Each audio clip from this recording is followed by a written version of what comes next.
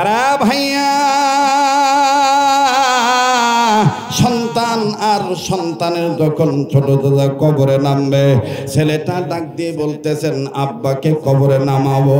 আমার বন্ধুগণ লাশটাকে নামানোর জন্য যখন লাশটা সবাই ধরলো, ধরিয়া যখন আমার বন্ধুগণ কবরের দিকে নামাবে, সম্মিলিত কণ্ঠে সবাই যার যার মতন মাটি নিতেছে।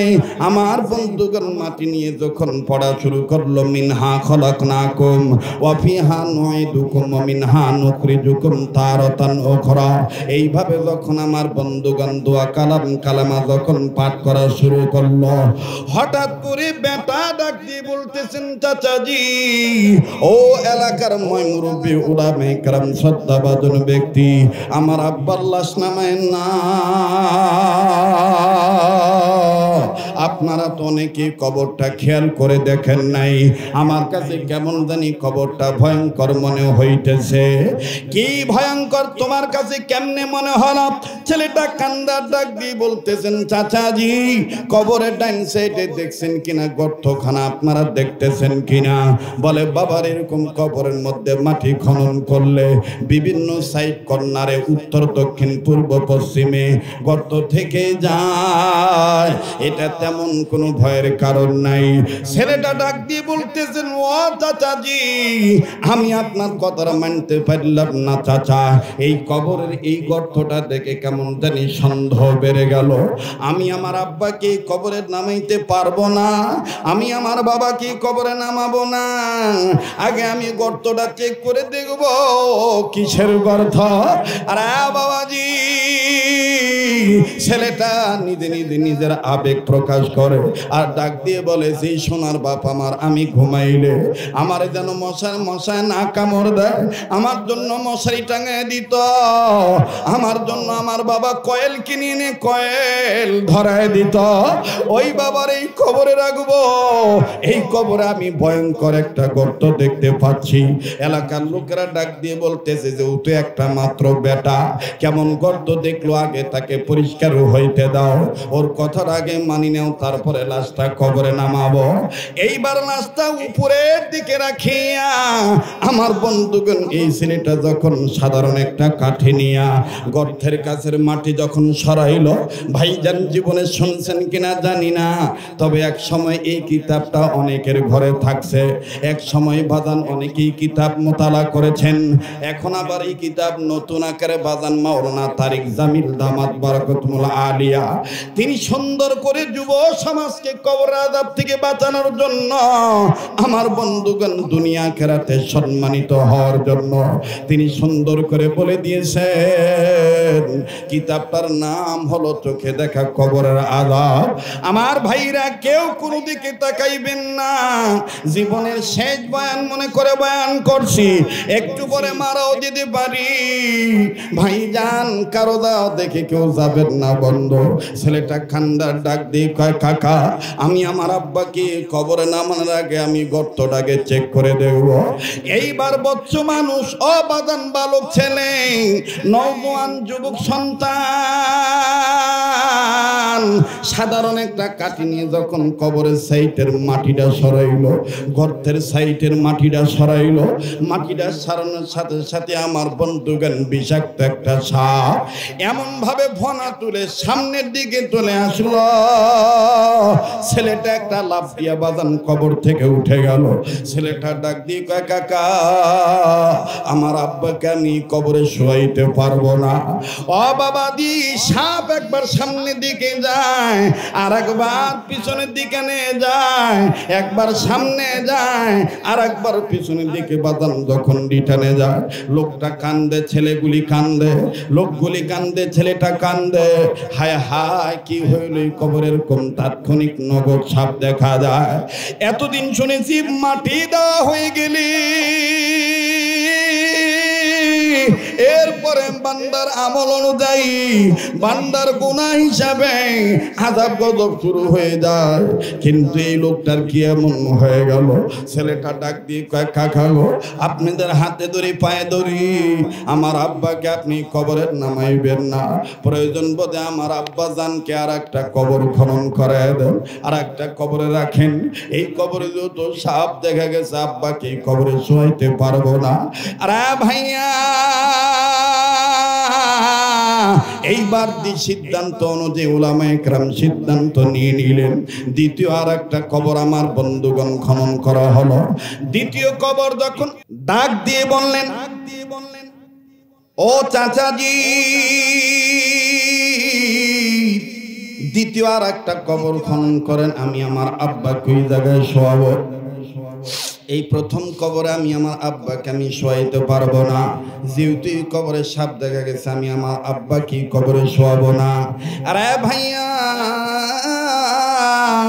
দ্বিতীয় কবর যখন বাজান খনন করা হইল, দ্বিতীয় কবরের মধ্যে যখন আবার পাপকে রাখবে, বাবাকে যখন দ্বিতীয় কবর আমার বন্ধুগণ শোয়াবে, ছেলেটা আবার ডাক দিয়ে বলতেছেন, মুরব্বীরা মনে যদি কিছু না নেন, আমি কবরটার একটু চেক করতাম।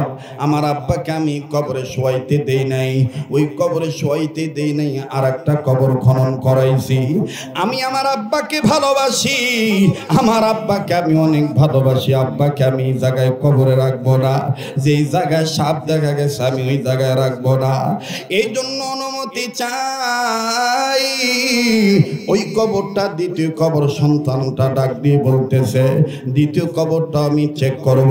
এবার সন্তান, নিজের সন্তান, আমার বন্ধুগণ সন্তান, আমার বন্ধুগণ পুত্র সন্তান যখন দ্বিতীয় কবরটাও চেক করলো, নজর করে দেখতে পায় আগের কবরে একটা গর্ত ছিল, এখন দেখতেছে আমার বন্ধুগণ এই কবরে 2-3টা গর্ত দেখা যায়। ছেলেটার মনে আবার ভয় ঢুকে গেল। ভয় ঢোকার পর ছেলেটা ডাক দিয়ে বলল, আমি আবার চেক করে দেখি। এবার আস্তে আস্তে করে কাঠি দিয়ে যখন গর্তগুলোর মুখের মাটি সরাইলো, মাটি সরানোর সাথে সাথে এইবার ছেলেছ, ও বাবাজি, উপস্থিত মুসল্লিয়ানে কেরাম সহ আলেম ওলামা সবাই মিলে দেখতেছে, হায় হায়, আগের কবর থেকে একটা সাপ বের হয়েছিল, এখন দেখা যায় 3টা গর্ত থেকে 6টা সাপ বের হইল। প্রত্যেকটা কবরে 2টা করে সাপ, আর এমন ভাবে তাদের বিষাক্ত আহারে ফনা তোলে, এমন ভাবে তারা নিঃশ্বাস ছাড়ে, কেমন জানি আগুনের মতন বের হয়, আবার যখন সাপ ভিতরে ঢুকে আগুনের মতন আবার পিছনে চলে যায়। কেরোসিন তেল মুখে নিয়ে আমার বন্ধুগণ আগুনে ফু দিলে যেরকম আগুন সামনের দিকে যায় আবার পিছনের দিকে নেওয়া যায়, এইরকম করে ছেলেটা দেখার পর ছেলেটা কান্দার ডাক দিয়ে বলে, মালিক,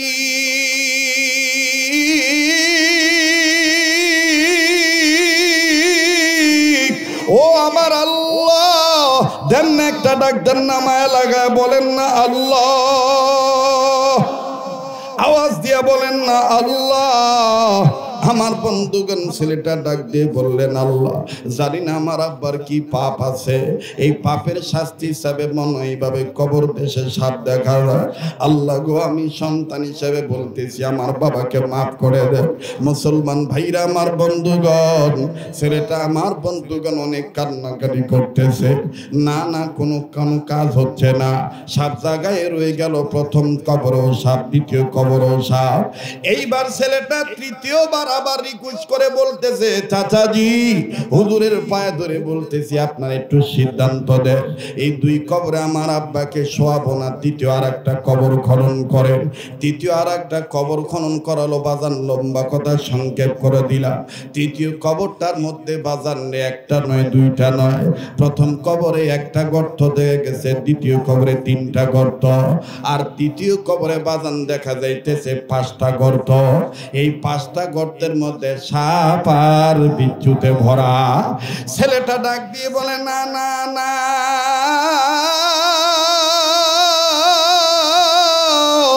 আমি বেটা বেঁচে থাকতে আমার আব্বাকে আমি এইভাবে আযাবের মধ্যে দিতে পারি না। আমার এই বাবা সাপের কামড় খাবে, এই বাবা বিষক্রিয়া আক্রান্ত হবে, এই বাবা বিষাক্ত বিচ্ছুর কামড় খাবে, তা হতে দেব না। প্রয়োজন বোধে আমি মারা যাব, কিন্তু আমার বাবাকে আমি শোয়াবো না এই জায়গায়। আরে বন্ধু, এলাকার মানুষগুলো বিরক্তি ভাব প্রকাশ করে ডাক দিয়ে বলল, তোমার বাবার আযাবের কারণ, তোমার বাবার পাপের কারণে তোমার বাবার আযাব হবে, তাতে আমাদের কি? তোমাদের বাবাকে এখন কবরের মধ্যে রেখে দাও, আর পারবো না তোমার বাবার জন্য দেরি করতে। অবাদান ছেলেটাকে দুই তিনজন মিলে ধরলো, ধরে আমার বন্ধুগণ এক পর্যায়ে যখন আটকাইলো, লাস্টার ওয়ারিশ হিসাবে ছোট ভাই, আপন ছোট ভাই, মৃত মানুষের ছোট ভাইটা ডাক দিয়ে বলতেছে, ঠিক আছে আমার ভাইকে যে কবরে শোয়ানো দরকার শোয়ায় দেন, এটা আল্লাহর ব্যাপার আর আমার ভাইয়ের ব্যাপার। আমার ভাইটাকে আর দেরি করতে দেব না, আর ভাইটাকে দাফন কাফনের জন্য আর সময় নেব না। আরে বন্ধু,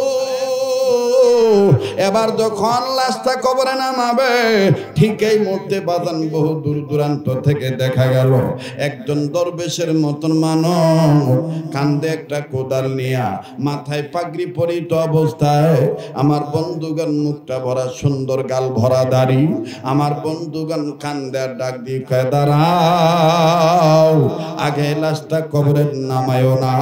আমার কথা আছে, লাশটার সন্তানকে, এই মৃত ব্যক্তির বেটাটাকে আমার একটু তার কাছে নিয়ে চলো। ছেলেটা হাত দুইটা ঝাড়া দিয়া ডাক দিয়ে কয়, কাকা আমি এই বাবার সন্তান, বলেন আপনি কি বলবেন? এইবার বাদান দিয়ে বৃদ্ধ লোকটা, বুজুর্গ মানুষ আসিয়াই ছেলেটাকে সবার সামনে এত দূর একটা চপরাঘাত, এত দূর একটা আঘাত করলো, এত দূরে থাপ্পড় মারলো, থাপ্পড় মারিয়া ডাক দিয়া কয়, তোর বাবার কবরে সাপের কারণ হলো তুই,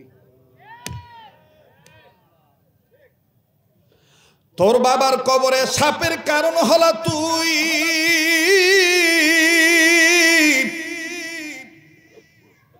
তোর বাবার কবরে আযাবের কারণ হলো তুই।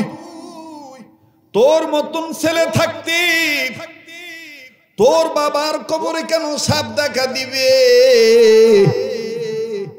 তুই এখনো সময় আছে, ভালো হয়ে যা। ছেলেটা আমার বন্ধুগণ হতভম্ব হয়ে গেল, চুপ হয়ে গেল। কষ্ট হইতেছে নাকি আপনাদের? হ্যাঁ বাজান রে, খুব খেয়াল করে কথাগুলি শোনা চাই।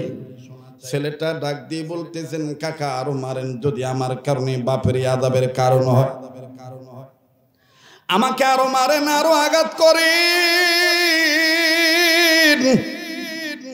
এরপরও আমার বাবাকে যেন আল্লাহ মাফ করে দেয়। লোককে ডাক দিয়ে বলতেছে, বেটা রে, সবার সামনে আমি বলবো না তোর বাবা কি পাপের কারণে তোর বাবা কিভাবে কবরের মধ্যে আযাবের দৃশ্য প্রকাশ্যে দেখা দিয়ে গেছে। বেটা রে, তুই একটু আউলিয়া, তুই একটু ফাঁকে আয়, আমি তোকে বলে দিই বেটা, তুই তওবা করবি। বলে, না না কাকা, না না হুজুর, না না কাকা, না গো আল্লাহর বান্দা, মুরব্বী মানুষ, আগে বলেন আমার কি পাপ? বলে, আমি এটা পরে বলবো, আগে তুমি সাইডে আসো। এবার আমার বন্ধুগণ, এই বুজুর্গ ব্যক্তি কাঁধে হাত দিয়ে বলতেছে, চলো যাই, সামনে যাই। উপস্থিত হাজরানে মজলিসদেরকে সবাইকে দাঁড় করায় রেখে এই বৃদ্ধ মানুষটা বালকটার, যুবকটার কাঁধে হাত দিয়ে একটু দূরে নিয়ে গেল, দূরবর্তী স্থানে নিয়ে যাই। আমার বন্ধুগণ সবাই মিলে নজর করে দেখতেছে, বৃদ্ধ মানুষটা বলে, বৃদ্ধ মানুষটা আঙ্গুল উঁচু করে কথা বলে, আর যুবকটা মাটিতে গড়াগড়ি পেরে কান্দে, একবার মাটি থাবড়ায়, আবার মাথা থাবড়ায়, হায় হায়, এই কারণে আমার বাবার কবরে আযাব। আরে রংপুরের যুবক ভাইরা,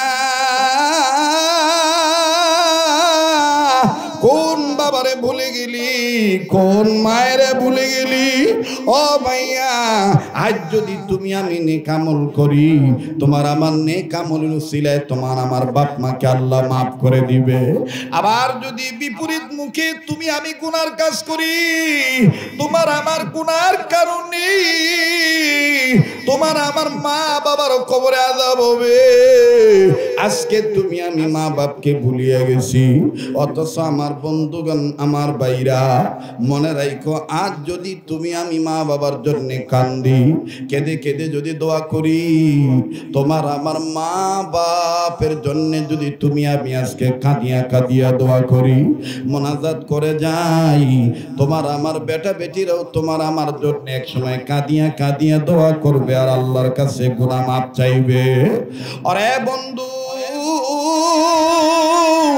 কাজী কেউ যদি চলে যায়, চলে যেতে দিবেন, কারো যাওয়া দেখে কেউ যাবেন না, নিজের চিন্তা নিজে করবেন। জীবনের শেষ বয়ান মনে করে বয়ান করছি বাবা। এই যুবকটা বারবার মাথায় থাবড়ায় আর বারবার কেমন জানি মাটি থাবড়ায়, নিজে নিজে বাদান হাতের চামড়া গোস্তের মধ্যে কামড় দেয়। এলাকার লোকেরা ডাক দিয়ে কয়, ব্যাপার কি? এই বুড়া লোকটাকে আর এই যুবক কি ভুল করেছে? এইভাবে বুড়া লোকটা কথা বলতেছে আর এই যুবকটা কাঁদতেছে।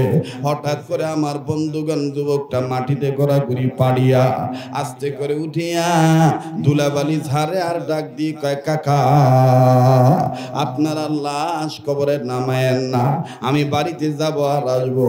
আমি খুঁজে পাইছি আমার কিসের কারণে, আমার কোন গুনার কারণে আমার আব্বাকে এইভাবে আল্লাহ পাক আযাবের মধ্যে গ্রেফতার করবে, আমি খুঁজে পেয়েছি। লম্বা করব না ভাইজান, উম্মতের উলামায়ে কেরামগণ এখানে বসা আছেন বাবা। কেন আপনি মানুষ হইয়া কাপড় পরবেন না? আবার কাপড় পরে কেন আপনি মানুষের চরিত্র ধারণ করবেন না? আরে বন্ধু, আল্লাহ কত দয়ার আল্লাহ! আল্লাহু আকবার, আল্লাহু আকবার। হাটাদারি মাদ্রাসার একজন প্রবীণ বুজুর্গ আলেম ছিলেন, যার নাম হলো মাওলানা মরহুম জমির উদ্দিন রহমাতুল্লাহি আলাইহি। তিনি তার কিতাবের মধ্যে লিখেছেন, আল্লাহর কোনো বান্দা বান্দি, কোনো সন্তান যদি এলেম থাক আর না থাক, লেখাপড়া জানুক আর না জানুক, আল্লাহর কোনো বান্দা বান্দির সন্তান ছেলে মেয়েরা যদি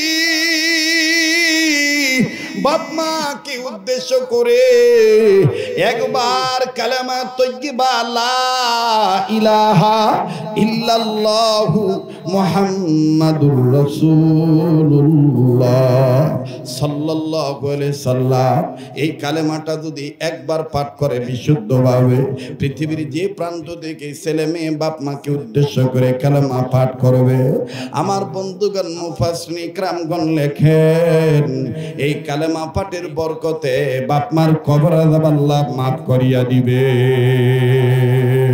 আওয়াজ দিয়া বলেন না সুবহানাল্লাহ। এ ভাইজান, অনুরোধ করব, প্লিজ ফিনিশিং না দিয়ে কেউ যাবেন না। আমি দেখতে পাচ্ছি চতুর্দিকে নূর আর নূর দেখা যায়, নাকটার মধ্যে কেমন জানি আল্লাহ ওয়ালাদের গ্রাণ পাওয়া যায়।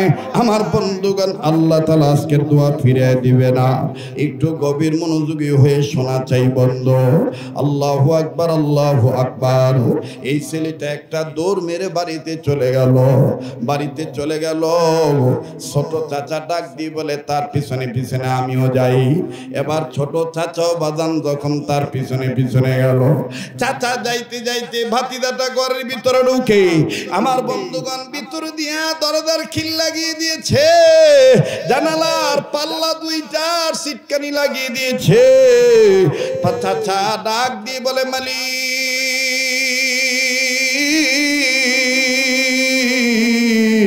ওগো আল্লাহ, না জানি আমার বাতিদা আবার আত্মহত্যা করে, নিজের জীবন নিজে দিয়ে দেয়। চাচা যখন এইভাবে কান্দে, অনেকক্ষণ আমার বন্ধুগণ কোনো সারা শব্দ নাই। এইবার চাচা বাড়িটার চতুর্দিকে ঘোরা শুরু করলো। বাথরুমের কাছে যায় আর নজর করে দেখে বাথরুমের ভিতর থেকে পানি পড়ার আওয়াজ পাওয়া যায়। পানি ঢাললে যেমন আওয়াজ হয়, পানি ব্যবহার করলে যেমন আওয়াজ হয়, এরকম আওয়াজ পাওয়া যায়। চাচা ডাক দিয়ে বলতেছে, মনে হয় বাতিদা আমার গোসল সারতেছে। আমার বন্ধুগণ চাচা খুব খেয়াল করে দেখতেছেন কেমনে বাতিদারে দেখা যায়। একবার দরজার ফুটার দিকে তাকায়, আর একবার জানালার দিকে তাকায়। উকি ঝুঁকি মেরে নজর করে দেখতে পায় বাতিদা আগের পোশাক খুলিয়া এইবার বাতিদা সুন্দর করে বাজান রে আর এক পোশাক পরলো।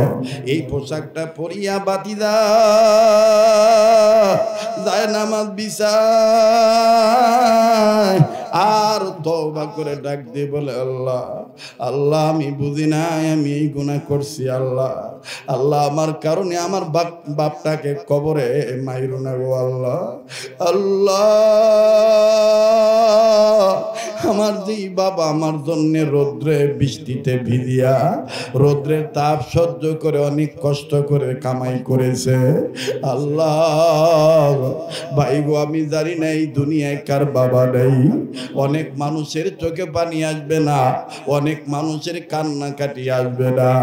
কেউ আসছে বক্তা দেখার জন্য, কেউ আসছে আমার বন্ধুগণ কণ্ঠের আওয়াজ শোনার জন্য।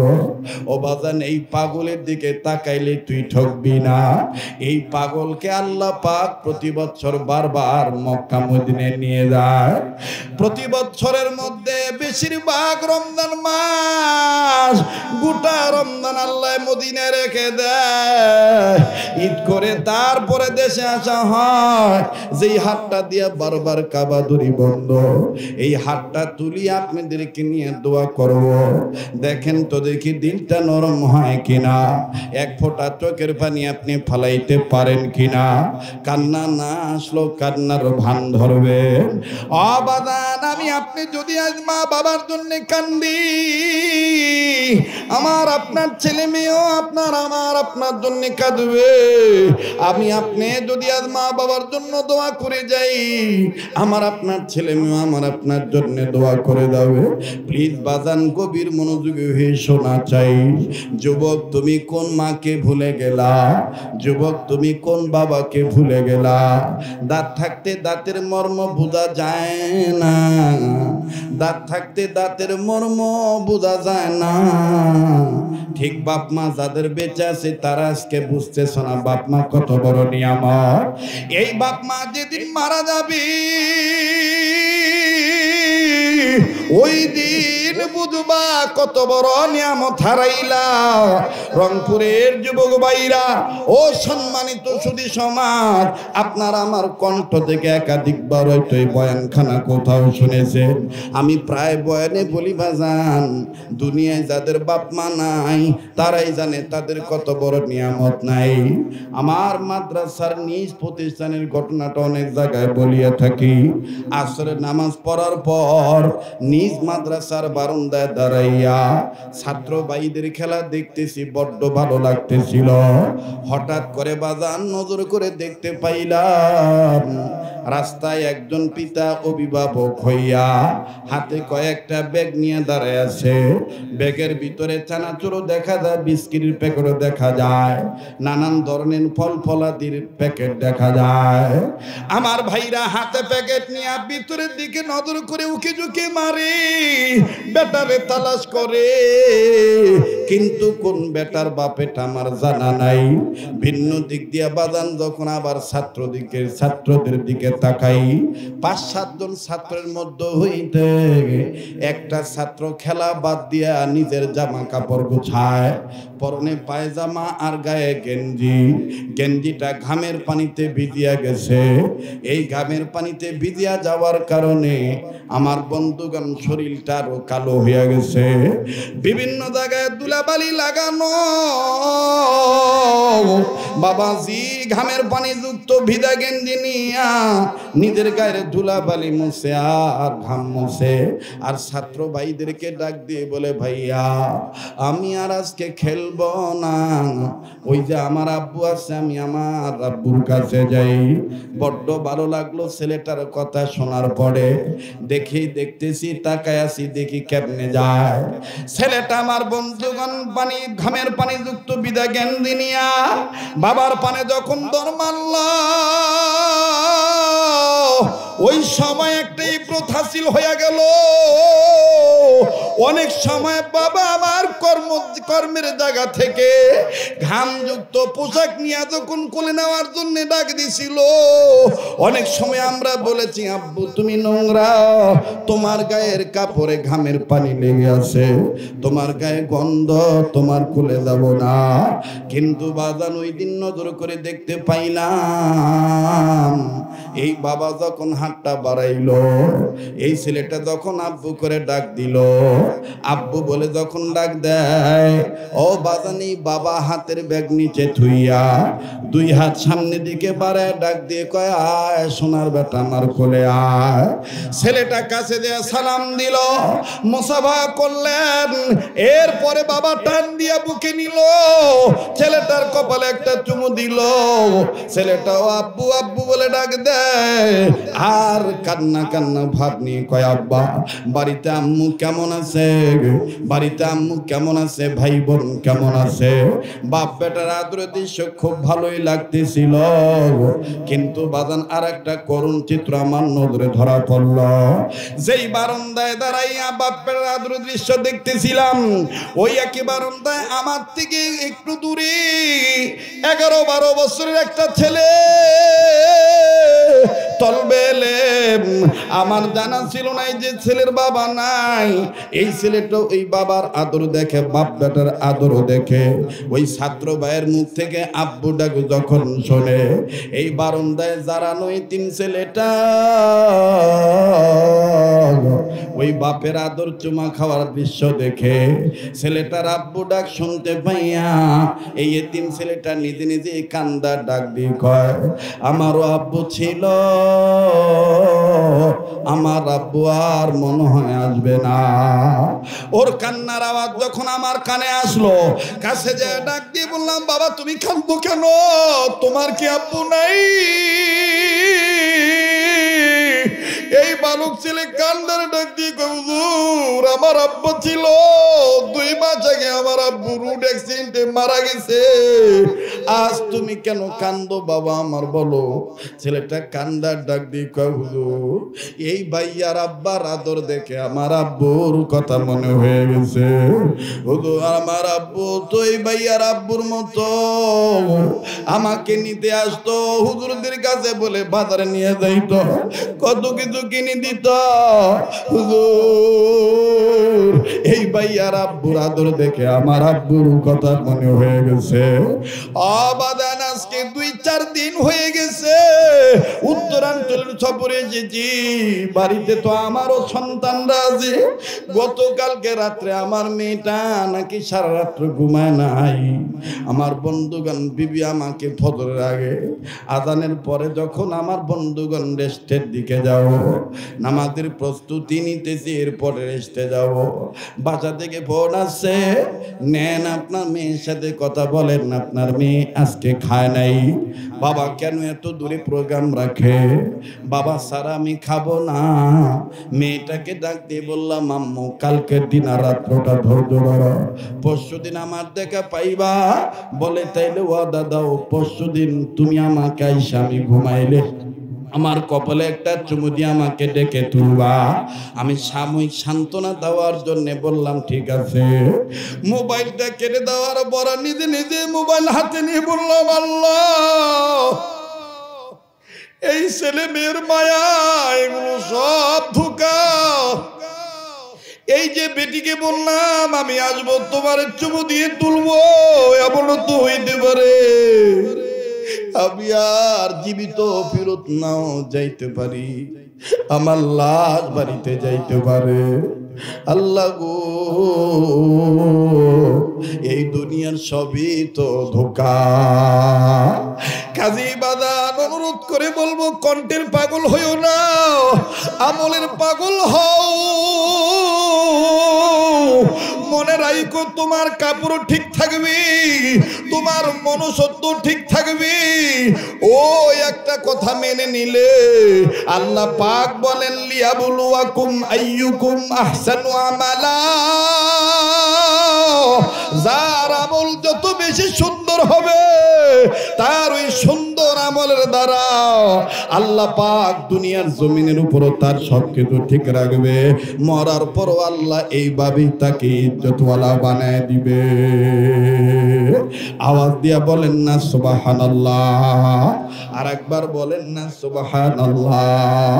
কাজী বাদান আমি ওয়াদা চাই, মুসাফির মানুষ যেই হাতটা দিয়া বারবার কাবা ধরি, এই হাতটা তুলি আপনাদেরকে নিয়ে দোয়া করব। আর 5-10 মিনিট পরে আমি আপনাদেরকে নিয়ে দোয়া করব। আপনারা কি আমার সাথে একসাথে মা বাবার দরদি সন্তান হইয়া দোয়া করে যাইতে রাজি আছেন তো ইনশাআল্লাহ? কারা কারা শেষ পর্যন্ত থাকতে রাজি আছেন একটু হাত তুলে দেখান তো দেখি। একটু জোরে তাকবীর লাগান, বলেন না আল্লাহু আকবার। আবার বলেন না আল্লাহু আকবার। আর একবার বলেন আল্লাহু আকবার। হাত নামান। আমার দিল বলে আপনারা আদর্শ বাপ মার সন্তান, আপনাদের বাবা মা আপনাদেরকে গর্বে নিয়া, আপনাদের মা আপনাদেরকে গর্বে নিয়া কোরআন তেলাওয়াত করেছিল, নবীর দুরূদ পড়েছিল, আমল সুন্দর করেছিল, যার কারণে আপনারা সুন্দর পরিবেশে সুন্দরভাবে বসে আছেন। প্লিজ বাজান কেউ কোনো ধরনের নড়াচড়া করবেন না। এবার ছেলেটা চাচা ডাক দিয়ে বলে, আমি যখন ঘরের দিকে নজর দিলাম আমার ভাতিজাটা যায় নামাজ বিছাইলো, যায় নামাজ বিছানোর আগে কেমনে কেমনে জানি কান্নাকাটি করলো, কি জানি বলল, আল্লাহর কাছে কান্নাকাটি করিয়া তাই সাবার নামাজে দাঁড়াইলো। নামাজ পড়ার পরে যখন সালাম ফিরাইলো, সালাম শেষ করে নামাজ আনতে এরপরে যখন দোয়া করলো, এত লম্বা দোয়া করতে স্যার খালি বারবার একটাই কথা বলে, আল্লাহ আমি আর এই কাজ করব না। আল্লাহ আল্লাহ ওই মুরব্বী বলেছে তুমি যদি আমারে মাফ করে দাও তাইলে নাকি আমার বাবার কবরে প্রত্যেকটা গর্তের মধ্যে নতুন করে ফুলের গাছের মতন চারা জন্মাবে। আল্লাহ গো আমারে মাফ করে দাও। আল্লাহুম্মা গফিরলি আস্তাগফিরুল্লাহ রব্বি গফিরলি। বাইরে কার কি গুনাহ আছে জানা নাই, মায়া লাগা আল্লাহর কাছে একটা ডাক দিয়ে বলেন না আস্তাগফিরুল্লাহ, বলেন না আস্তাগফিরুল্লাহ, আবার বলেন না আস্তাগফিরুল্লাহ। মুসলমান ভাইরা আমার বন্ধুগণ, ছেলেটা বারবার বলতেছে আল্লাহ তুমি আমাকে মাফ করে দিলে মাপের নিদর্শন আমি কবরে যেয়ে দেখতে পাবো, আর যদি মাফ না করো আমি ওই সাপই দেখতে পাবো। এইভাবে ছেলেটা কান্দে আর কান্দে আর ডাক দিয়ে কয় আল্লাহ আমি আর এই কাজ করব না, আল্লাহ আমি আর এই কাজ করব না। এরপরে ছেলেটা যখন মোনাজাত শেষ করলো, মোনাজাত শেষ করে যুবক সন্তান কবরের কাছে আসলো। আমার ভাইরা আসিয়াই যখন কবরের দিকে নজর দিল, নজর দিয়া বাদান রে এই ছেলেটা কবরে নজর দিয়ে দেখতে পায় যেই যেই কবরে যেই যে স্থানে গর্ত, সাপের গর্ত দেখা গেছে, ওই ওই জায়গায় কেমন জানি ফুল গাছের চারা দেখা যায়। আওয়াজ দিয়ে বলেন না সুবহানাল্লাহ। আমল দিয়ে কবর গৃহ সাজায় নিতে হয়, আমল দিয়ে কবর গৃহ সাজায় নিতে হয়। কবর জায়গা ভালো নয়, কবর বলেন কবর জায়গা ভালো নয়, কবর ওরে 6 দিন পরে নখ খসে যাবে, 9 দিন পরে চুল। কবর গৃহের সামান নিতে কইরো না কেউ ভুল। আমল দিয়ে কবর গৃহ সাজায় নিতে হয়, আমল দিয়ে কবর গৃহ সাজায় নিতে হয়। কবর জায়গা ভালো নয়, কবর জোরে করেন আল্লাহু আকবার। এবার যখন প্রথম কবরে দেখলো বাদান রে, ফুলের চারা গজায় গেছে, সাপ নাই। ছেলেটা কবরের মাটিটা একটু ধরিয়া নাকের কাছে নিয়ে দেখে এমন গ্রান পাওয়া যায় যা কোনোদিন শেষ পায় নাই। ছেলেটা এবার ডাক দিয়ে বলতেছেন দ্বিতীয় কবরটায় যাইয়া দেখি। দ্বিতীয় কবরও যাইয়া দেখতেছে আমার বন্ধুগণ সেখানেও ফুল গাছের চারা দেখা যায়। ছেলেটা এবার তৃতীয় কবরস্থানে গেলেন। তৃতীয় কবরে যাইয়া দেখতেছেন তৃতীয় কবরের জায়গায় তো বাজান এরকম চারা দেখা যায়। ওই বুড়াটা ডাক দিয়ে কয় বাবা তোমাকে আল্লাহ মাফ করে দিছে, তুমি যদি ওই গুনাহটা না করো, এই তওবার উপর যদি তুমি ঠিক থাকো, বাবা তোমার আগে কাপড় ছিল, তোমার ভিতরে মনুষ্যত্ব ছিল না, বাবা তুমি এখন নতুন করে কাপড় পরে আসছো, মনুষ্যত্ব তৈরি করে এসেছো, বাবা তোমার কাপড় আছে, তুমি মানুষ আছো। বাবা আমি তোমাকে বলে যাচ্ছি শুনে নাও, এই এলাকার যেখানেই তোমার বাবাকে মাটি দিবা সে জায়গায় আল্লাহ পাক তোমার বাবার কবর জান্নাত বানায় দিবে। এলাকার মুরব্বীরা এবার ডাক দিয়ে কয় রাখেন রাখেন, লোকটাকে কবর পরে দিবেন, আগে আমাদেরকে বলতে হবে কি এমন পাপ সে করেছিল যেই পাপের কারণে তার বাবার কবরের কম শাস্তি হওয়ার কথা ছিল। আপনারাও কি সেই কথাটা শুনবেন নাকি? কথা কয় না, শুনবেন নাকি?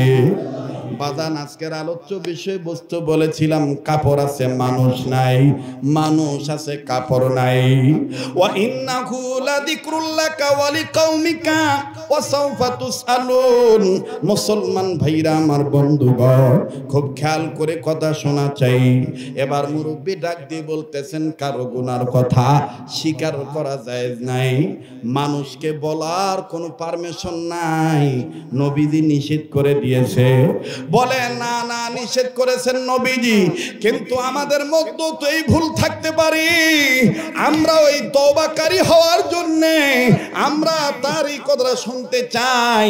আমার বন্ধুগণ ছেলেটা ডাক দিয়ে বলতেছেন কাকা আমি মুখে বলবো না, আমি চিঠির মাধ্যমে কথাটা লিখে দেব, যেটা আপনাদেরকে ইমাম মহোদয়গণ আলেম সমাজগণ জুমার বয়ানে বলে দিবে, আপনারা সংশোধন হয়ে যাবে। তবে আমি এটা মুখে বলতে পারবো না। ইমাম সাহেব হুজুর উলামায়ে কেরাম বুজুর্গানের দিনগণ ডাক দিয়ে বলল ঠিক আছে তুমি তাইলে কাগজে লিখে দাও। বাদান ঘটনাটা আরো বিস্তারিত যদি আপনার জানতে মন চায়, কিতাবটার নাম বলে দিলাম চোখে দেখা কবরের আযাব। এর আগে আর একটা কিতাব ছিল, যেই কিতাবটা আল্লামা মরহুম মাওলানা দেলোয়ার হোসেন সাইদি রহমতুল্লাহ আলাইহি সহ দেশের শীর্ষস্থানীয় বুজুর্গানের দিনগণ মুফাসসিরিন کرامগণ ওয়াইজগণ ওনারা এই কিতাবটার দাওয়াত প্রত্যেকেই দিতেন। কবরের আযাব হাসরের দিনের পুরস্কার। বাজান এই কিতাবগুলো আপনারা স্টাডি করে দেখবেন। আল্লামা তারিক জামিল দামাত বারাকাতুল আলিয়া চোখে দেখা কবরের আযাব। এ বাবাজি এই ঘটনার অনুকরণে কোরআন হাদিস থেকে যাচাই বাছাই করে সুন্দর করে আমি একটা কিতাব লিখেছি, মৃত মানুষ কথা বলে। মৃত মানুষ কেমন করে কথা বলে, কোরআন সুন্নাহ মিশ্রিত বাজার ঘটনাগুলো এখানে দেওয়া আছে। যেই ঘটনার দ্বারা জীবন পরিবর্তন হয়ে যাবে, আর কার বয়ানের দ্বারা কে কখন হেদায়েত প্রাপ্ত হবে, কে কখন আল্লাহওয়ালা হবে, আমার বন্ধুগণ এটা একমাত্র জানে আল্লাহ। জোরে বলেন কে, আবার বলেন কে। এবার ছেলেটা ডাক দিয়ে কয় কাকা আপনি বলেন আব্বাকে কোন জায়গায় মাটি দেব, 3 নাম্বার কবরে মাটি দেব না 1 নাম্বার কবরে মাটি দেব? মুরব্বী ডাক দিয়ে বলে যেখানেই কবর দিবা সেখানে তোমার বাবা মাপ পেয়ে যাবে, সেখানে তোমার বাবার কবরটা জান্নাত হয়ে যাবে। আওয়াজ দিয়া বলেন না সুবহানাল্লাহ। এজন্য আমার আল্লাহ সূরাতুত তাহরিমের 6 নম্বর আয়াতের মাধ্যমে ঈমানদারদেরকে আদর করে ডাক দিয়ে বলে দিয়েছেন ইয়া আইয়ুহাল্লাযীনা আমানু কু আনফুসাকুম ওয়া আহলিকুম নারা, ইমানদার বান্দা বান্দিগণ তোমরা নিজেরা জাহান্নামের আগুন থেকে বাঁচাও, নিজেদের অধীনস্থে যারা আছে তাদেরকেও জাহান্নামের আগুন থেকে বাঁচাও।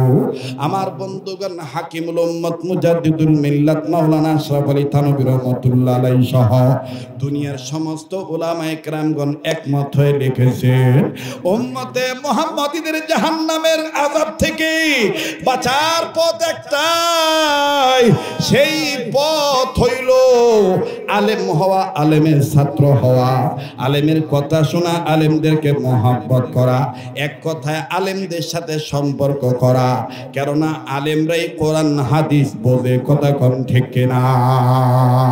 আরো জোরে বলেন ঠিক না বেঠিক? আমার বন্ধুগণ, আমার ভাইরা, প্লিজ কোনো উঠাউটি নাই, 2-4 মিনিটের মধ্যে মোনাজাত করে দেব। আবার একটু ওয়াদা নিতে চাই, বাপমার দরদি সন্তান হয়ে আমার সাথে একসাথে দোয়া করে যাবেন। কারা কারা তৈরি আছেন একটু হাত তুলে দেখা। আমার দিলটা আজকে সাক্ষী দিতেছে, আজকে দোয়া আল্লাহ ফিরে দিবে না। দেখেছি মুরব্বীরা কেঁদেছে, যুবকেরা কেঁদেছে, আলেমরা কেঁদেছে। মায়া করে আরেকটা ডাক দিয়া বলেন না আল্লাহু আকবার।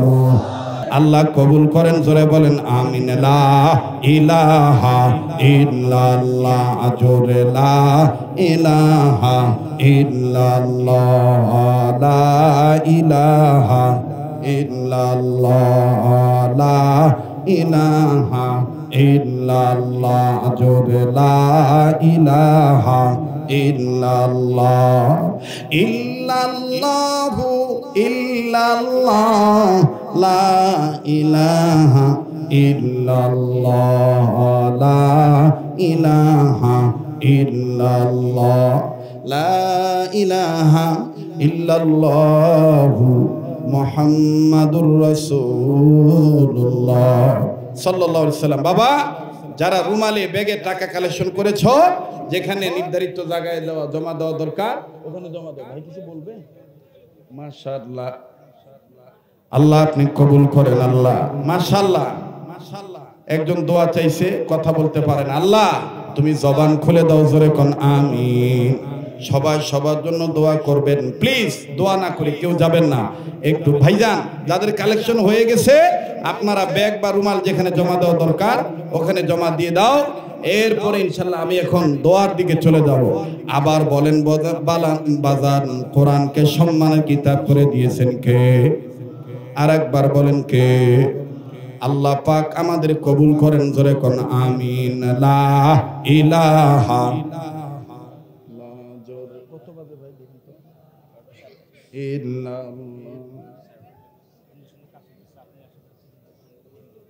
আচ্ছা শোনেন, এই মাদ্রাসার কাজ ধরা হবে, এই মাদ্রাসা কাজ ধরা হবে এই মাহফিলের পরে। প্রচুর পরিমাণে রড, সিমেন্ট, ইটা, অনেক কিছুর প্রয়োজন।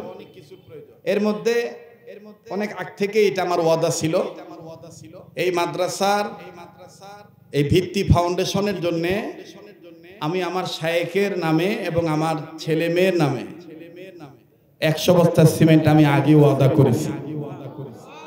আপনারাও আপনাদের সাধ্যমতো দান করবেন, সবাই নজর রাখবেন ইনশাআল্লাহ। এই মহাব্বত আল্লাহ আমাদেরকে কিয়ামত পর্যন্ত কায়েমাত দায়েম রাখেন। এই ভালোবাসাকে আল্লাহর জন্য আল্লাহ কবুল করেন, বলেন আমিন। আবার বলেন আমিন, আরেকবার বলেন আমিন।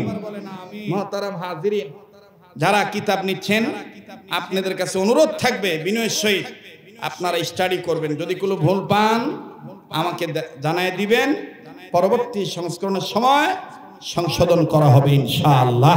আল্লাহ আমাদের সবাইকে কবুল করেন। কোরআনুল কারীম এর শিক্ষা দীক্ষা গ্রহণ নিজে করার তৌফিক দান করেন নিজেকে এবং অপরকে কোরআনের শিক্ষা দীক্ষা দেওয়া তৌফিক দান করেন, বলেন আমিন। সুবহান রাব্বিকা রাব্বিল ইজ্জাতি আম্মা ইয়াসিফুন ওয়া সালামুন আলাল মুরসালিন ওয়ালহামদুলিল্লাহি রাব্বিল আলামিন। ভাই এই টাকাগুলো এখান থেকে একটু সরায় নেন, যে দোয়া হবে ভাই প্লিজ কেউ দোয়া না করে যাবেন না, প্রত্যেকেই প্রত্যেকের জন্য দোয়া করবেন। আল্লাহ তাআলা সবাইকে কবুল করেন, আল্লাহ সবাইকে মাফ করে দেন, আল্লাহ সবাইকে কবুল করেন। জি মাশাআল্লাহ, আলহামদুলিল্লাহি রাব্বিল আলামিন ওয়াসসালাতু ওয়াসসালামু আলা আশরাফিল আমবিয়া ওয়াল মুরসালিন মুহাম্মাদিন ওয়া আলা আলিহি ওয়া আসহাবিহি আজমাইন। ربنا ظلمنا أنفسنا وإن لم تغفر لنا وترحمنا لنكونن من الخاسرين. ربنا آتنا في الدنيا حسنة وفي الآخرة حسنة وقنا عذاب النار. ربنا لا تزغ قلوبنا بعد إذ هديتنا وهب لنا من لدنك رحمة إنك أنت الوهاب. ربنا هب لنا من أزواجنا وذرياتنا قرة أعين واجعلنا للمتقين إماما. رب هب لي من الصالحين رب ارحمهما كما ربياني صغيرا. ربنا اغفر لي ولوالدي وللمؤمنين يوم يقوم الحساب. ইয়া আল্লাহ, আপনি আমাদের জীবনের গুনাহগুলি মাফ করে দেন, আমাদেরকে ক্ষমা করে দেন, দুনিয়ার সমস্ত মানুষদের আপনি ক্ষমা করে দেন, পৃথিবীর সমস্ত মুমিন মুমিনাত মুসলিমিন মুসলিমাত জিন ইনসান দ্বারা কবরবাসী তাদেরকে জান্নাতবাসী বানিয়ে দেন। পৃথিবীর যত মুমিন মুমিনাত মুসলিমিন মুসলিমাত জিন ইনসান যারা বেঁচে আছি আল্লাহ সবার জন্য হেদায়েতের ফয়সালা করিয়ে দেন। রব্বে কাবা, খাস করে বাংলাদেশকে আপনি কবুল করিয়ে নেন। সারা পৃথিবীর মাজলুম মুসলমানদের হেফাজত ফরমা, জালিমদের হেদায়েত দান করে। ইয়া আল্লাহ, খাস করে আমরা বাংলাদেশকে আপনি কবুল ফরমা, রংপুর জেলাকে কবুল ফরমা, রংপুর বিভাগকে আপনি কবুল করিয়ে নেন। আয় আল্লাহ, অত্র এলাকার অদূরে সুদূরে কাছে কিনারে পুকুর পারে নদীর ধারে জঙ্গলে হাটে মাঠে রাস্তাঘাটে বাঁশের জোরে কার কবর কোথায় আছে আমার জানা নাই, সমস্ত কবরবাসীদেরকে তুমি জান্নাতবাসী বানিয়ে দাও। আল্লাহ, যাদের মা বাপ দুনিয়া নাই তাদের মা বাবার কবর জান্নাত বানিয়ে দাও। যাদের মা বাপ বেঁচে আছে তাদের মা বাবার হায়াত বাড়িয়ে দাও। যাদের মা বাবা সুস্থ তাদের মা বাপকে সুস্থ করে দাও। মায়ের বংশের ময় মুরব্বী নানা নানি, বাবার বংশের ময় মুরব্বী দাদা দাদি, আল্লাহ সবাই ইন্তেকাল যারা করেছে সবার কবরটা জান্নাত বানিয়ে দাও। যারা বেঁচে আছে মুরব্বীরা তাদের হায়াত বাড়িয়ে দাও। আয় আল্লাহ, এই নিসবতগঞ্জ হিফজুল কোরআন মাদ্রাসাকে কবুল করিয়ে নাও। আয় আল্লাহ, এই মাদ্রাসার পরিচালকের হায়াতের মধ্যে বরকত দিয়ে দাও। এই প্রতিষ্ঠানের সুনাম, এই প্রতিষ্ঠানের সুগ্রাণ আয় আল্লাহ তামাম বিশ্বের মুসলিম উম্মার অন্তরে জাগ্রত করিয়া দাও। কায়েমার দায়েম রাইখো, মকবুল বানিয়ে দিও। আয় আল্লাহ, অত্র এলাকার ঘরে ঘরে রহমত বরকত নাজিল করিয়া দাও। আল্লাহ, যে ঘরে যে বাড়িতে হাসপাতাল ক্লিনিকের বেডে বাড়ি ঘরের বিছানায় যারা রোগী হয়ে পড়ে আছে তাদের রোগ ভালো করে দাও। আল্লাহ, যাদের ঘরে স্বামী স্ত্রী জীবনে সুখ নাই সুখ দিয়ে দাও। আল্লাহ, যাদের সন্তানাদি হয় না নেককার সন্তানাদি দিয়ে দাও। যাদের সন্তানাদি আছে কথা বলতে পারে না কথা বলার তৌফিক দিয়ে দাও। ইয়া আল্লাহ, যারা ব্যবসা করে ব্যবসায়ীদের ব্যবসায় বরকত দিয়ে দাও। যারা চাকরি করে চাকরিওয়ালাদের চাকরিতে প্রমোশন দিয়ে দাও। আল্লাহ, যারা লেখাপড়া করে রেজাল্ট ভালো করে দাও। আল্লাহ, যারা বিদেশে আছে আল্লাহ প্রবাসী ভাই বন্ধুদের ভালো রাখো। আয় আল্লাহ, সহি সালামতে রাখো। আই রুজি রোজগারে বরকত দিয়ে দিও। দেশের সন্তান যেদিন দেশে আসবে নিরাপদে দেশের সন্তান দেশে ফেরত আনিয়ে দিও। বিদেশ যাওয়ার জন্য যারা টাকা পয়সা জমা দিয়ে আটকা পড়ে আছে আল্লাহ তাদেরকে দ্রুত যাওয়ার তৌফিক দিয়ে দাও। আল্লাহ, তারা অভাব দূর করিয়ে দাও। আল্লাহ, তারা ঋণ আছে ঋণ পরিশোধ করার ব্যবস্থা করে দাও। আয় আল্লাহ, খাস করে আজকের মাহফিলের সভাপতি, আজকের মাহফিলের প্রধান অতিথি, আজকের মাহফিলের আমন্ত্রিত উলামায়ে কেরামগণ, বক্তা শ্রোতা, নারী পুরুষ, ওলামা তোলাবা, যুবক আবাল বনিতা, বৃদ্ধা বৃদ্ধ, আয় আল্লাহ সবার জন্য দোয়া করতেছি, তুমি দোয়াগুলি কবুল করিয়ে নাও। আল্লাহ, মাহফিল শেষে যে যেখানে যাবো সহি সালামতে আল্লাহ পৌঁছে দিও। ইয়া আল্লাহ, এই মাহফিল আগামী বছর আরো বিরাট আকারে কবুল করিয়া নিও ও আল্লাহ। একটা ডাক্তার না বলেন না আল্লাহ। আল্লাহ আমার এক ভাই তার বাবা নাই, বাবার জন্য দোয়া চাইছে, তুমি কবুল করিয়া নাও আল্লাহ। আল্লাহ আমাদের উস্তাদুল উলামা জুম্মা পাড়ার হযরত ইউনুস শাহ হুজুরের হায়াতের মধ্যে বরকত দিয়া দাও।